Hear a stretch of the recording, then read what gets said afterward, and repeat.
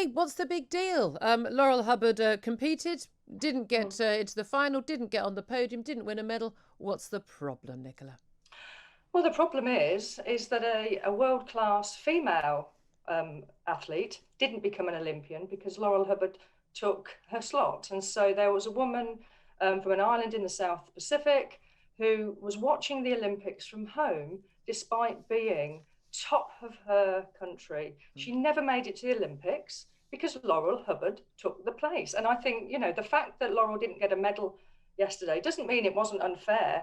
I mean, thank goodness he didn't get a medal yesterday because it would have compounded the unfairness. Well, indeed. I mean, the reality is taken it from Emily. Laurel Hubbard is someone who was born male, retains all the aspects of a male physique in terms of the muscle, the innate strength, height, and the like. A 43-year-old biological male.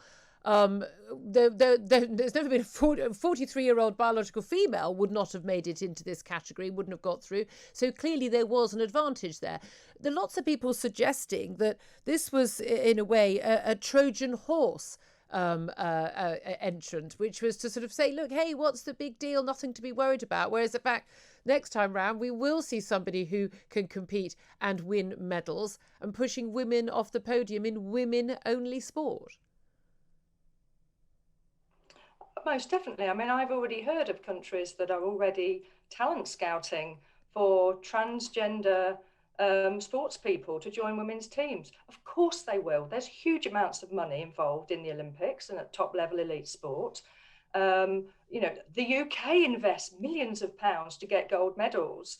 Other countries do the same. Of course they're going to be finding the very best women, and these very best women will be the one that were born male. I mean, it's so obvious. It's infuriating to have to keep coming onto radio shows like this and sort of state the obvious, to be honest. I mean, that's the thing, is a lot of people say it's just not a big deal. It is happening across the board in virtually every single sport right now, and it's happening certainly in America, and that's why there's quite a big outcry about this and state laws being brought in and the like, that actually we are seeing again and again trans women athletes, so biological males, people who haven't even lived, no surgery, no treatment, nothing. It's only the testosterone rules that are actually are limiting who can actually apply to be an Olympic athlete, but literally you could say on a Wednesday morning, oh, I'm now a woman, and then you can live as a woman, and then compete on this basis, and then of course pushing women off the podium, because when it comes to tennis, running, weightlifting, I mean pretty much any sport you can go to. Swimming, everything. The top 1,000 men easily can be the top best woman in the world because of innate biological strength, height, and power. And it's not just elite sport, Julia. It's grassroots sport. So in cricket, club cricket at the weekends. At the moment, the rules, English Cricket Board have rules that they literally allow any man who says he's a woman to play in women's cricket. So we've actually got at the weekends 13-year-old girls playing against adult males in cricket with a hard ball, and injuries are happening. Just wrong. These things are happening now, and people really, don't be complacent, because if we care about women's sport, if it matters at all, you have to protect the category, and you can't allow males. And this is just when women's sport is just finally getting on the TV screens. And as a mother of a 14-year-old daughter, I love the fact that she will have sports people as her heroes rather than a pop star or some idiot on Instagram. And actually someone who's achieving something and doing something, really good role models, striving, achieving, working hard, healthy bodies and the like. I mean, these are I'd much rather my daughter have these people's role models. And then at this rate, within about 10 years, the Olympics, basically next time round, is going to be 100 metres men's final, and the 100 metres mediocre couldn't make it into the men's final. That's what we're going to be calling that. Well, it will be, and that women's sport is being sacrificed for the good of inclusion of other Why though? Why is it being allowed to happen when this is obvious to you and me, and it's obvious to everybody listening to this show right now? This is not anti-trans. If we want to have a separate category for trans people in these major sporting events, got no issue with that whatsoever. But I'm really sorry. This is live your best life, do anything you want, but you can't do something, take an unfair advantage like having been born a man and compete as a woman. It's because when these policies are devised, women aren't in the room, women are an afterthought, and we're not really given that much value. People actually didn't really value. I mean, when the IOC instituted this policy 5 years ago, they were thinking about trans people. They didn't really care about how it would impact women. I doubt they even passed their mind. Well, we So, know also trans activist groups and some of the LGBT groups that are now pushing the trans activism. Again, they are very forceful. They are very dogmatic. If you say the wrong thing, misgendering and all of that, they'll try and cancel you, and they'll accuse everyone of transphobia and hatred. I've got no negative feelings towards anyone who is trans whatsoever.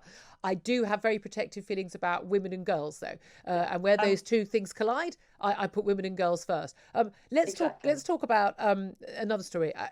Blows my mind that anyone involved in healthcare could think this was acceptable. But Devon, Oxford and Nottinghamshire hospitals have all issued guidance to staff saying that a criminal history of a patient should be part of a risk assessment when you are placing male-born people, i.e. trans women, on female-only wards, but it does not bar their admission. So we are talking about a man who commits rape or sexual assault on a woman, declares himself to be a trans woman, still completely intact, no surgery, no treatment, nothing, but declares that they are a woman, at that point being allowed to be kept on a woman's only NHS hospital ward with, by definition, vulnerable women and girls.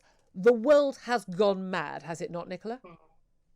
well, unfortunately, it's the logical conclusion of gender ideology, isn't it? If the ideology is that any man can say is a woman, that means any man. That means the sex offender, the rapist, the paedophile, literally. I mean, we're not saying trans women are any more at risk of being sex offenders, but it does mean that if anyone can do it, everyone can do it. This is not about genuine trans people who are just trying to live their best life.